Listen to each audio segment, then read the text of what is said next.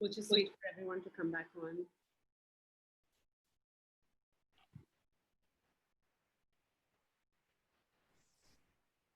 Yeah, I was just wondering how it was going to be that abrupt or what.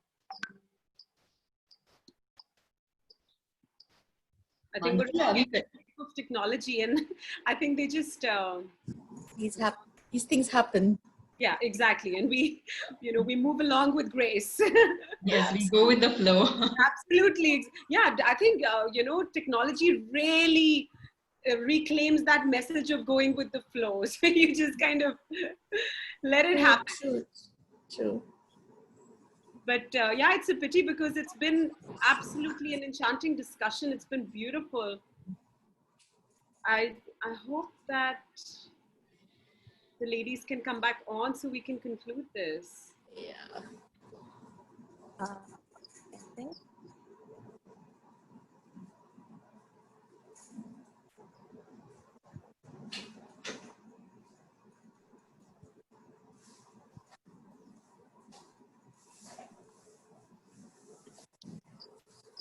Maybe Preeti, to I'm save here. time, can I ask you to give us your answer to that favorite quote or something that conjures up an image in your mind while the ladies come back in, if you don't mind, because we are running.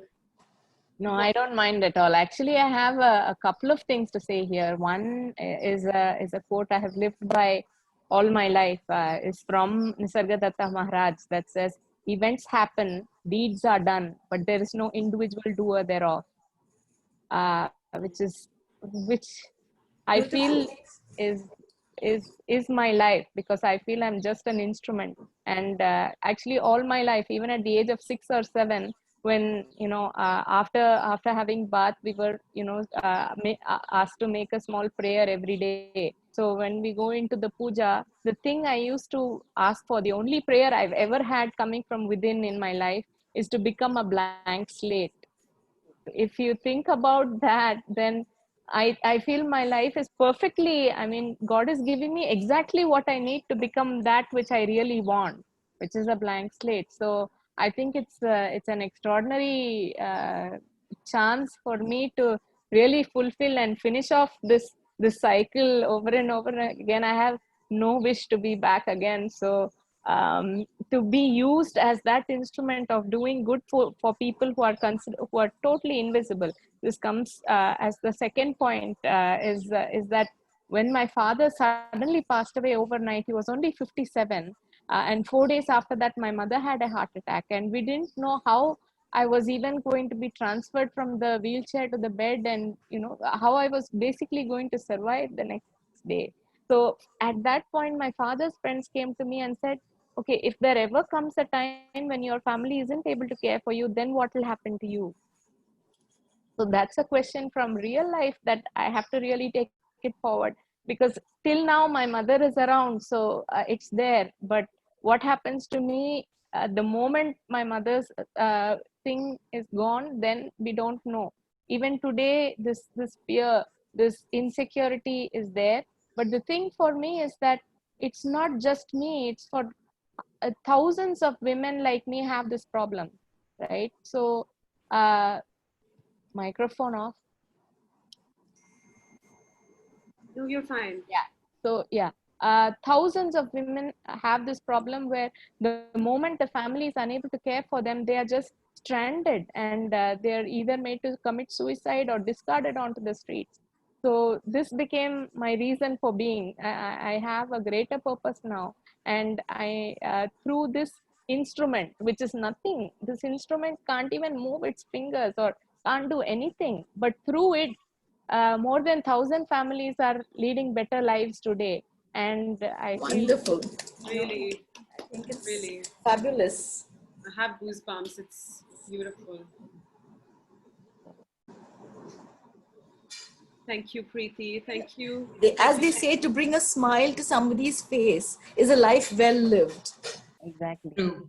And Yeah, sometimes that's more than enough. That's Initially, when we were told that, you know, when I got to know that there is not even one center of this kind all over India where a woman like me can go and live with dignity, then I was really shocked. And then my mother said, "You be the change. I have faith in you."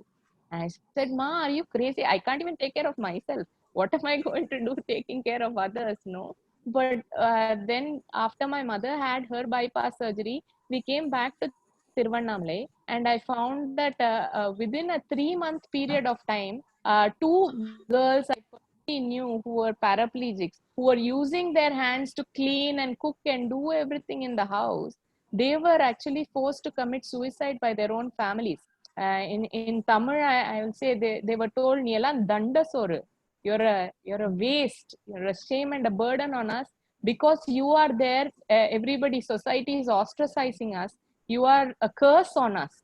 So please die." They came and left poison next to them, and they drank it and died. So, you know, at that point, I felt like somebody slapped me. I said, if I'm just going to be afraid to fail now and not do something about these invisibles, then I'll be part of the problem, not part of the solution. So that's when I said, even if one person I can help, you know, then it will be something, because my world is very small. I live in Tiruvannamale. I pretty much run soul free out of one laptop with nobody's support. But you know, if in my world so many of these people are committing suicide and so many of them are being forced to commit suicide, then I can only imagine what's going on throughout India for women with disabilities. So that's when I started Soul Free, and 7 years on, we are supporting more than 1,000 families who are living with paralysis, people having spinal cord injury, and they are all below the poverty line. The people we are looking at is their entire family's monthly income is less than 5,000. So these are people who, you know, they get that 1,500 or something from the government. It is not even enough for them to get their medical supplies fulfilled for the month. So these are people who really need help. And for that, another power of words kind of thing, we are starting something called Inspire, which is again going to be the first of its kind that I know of, in the sense that it is an integrated spinal rehabilitation center that will treat women as well as men. The other places don't want women at all. Actually, I was told that, you know, caregivers might come in drunk or do something, then why we can't be bothered about getting women and keeping them here. So it's going to be perhaps one of India's first integrated spinal rehabilitation centers. So that's what we are doing through Soul Free. And we are constructing this 20,000 square feet building here in Tiruvannamale now. It should be ready in the next 3 to 4 months. And I will invite you all to come for the inauguration. Wonderful. Thank you, Preeti. Thank you for your wonderful invitation. We hope to, I mean, Tiruvannamala is one of my favorite places on the face of the planet. It's, you know, it's no accident that you based your life out of there, you know, there is so much serendipity embedded in, you know, every stone, every piece of gravel that goes in that beautiful city's history and tradition. So thank you. I just wanted to add that Preeti is just so inspiring, and she reminded me of another very powerful quote. To paraphrase Gandhi ji, be the change that you want to see. Absolutely. And you know, yeah, that was there you go. Just a few words. Well, absolutely. When you And embody when you have an intense desire, the whole world conspires. So I think more power to your words and work, Preeti. But you know, that's Preeti, but that's each one of you as well. You're all pioneers in your own right. You're all iconic storytellers, you know, and you know, that needs to be preserved for posterity. Like, you know, you're going to be the history we'll read. So it's going to be coming from your eyes, from the, you know, from your points of view, which are poignant, which are courageous. You are courageous beyond words. I can't thank you enough from the bottom of my heart for, you know, your presence, your uninhibited sharing this afternoon. Thank you so much, each one of you. It's sad that we can't have, you know, three of the other ladies amidst us, but I'm going to take this moment to announce a small token of our affection as we announce awards to each one of you. This is the very first time that we're doing this. These are virtual awards, and each one of you phenomenal women receive the title of Iconic women creating a better world for all on behalf of the All Ladies League at the very first Digital Women Economic Forum edition at Bengaluru or in cyberspace. Thank you so much for your presence, for your words. Thank you for being with us. Thank you for having us. Thank you. Thank you. Stay healthy, stay blessed. Stay blessed. Stay safe, all of you. Thank you.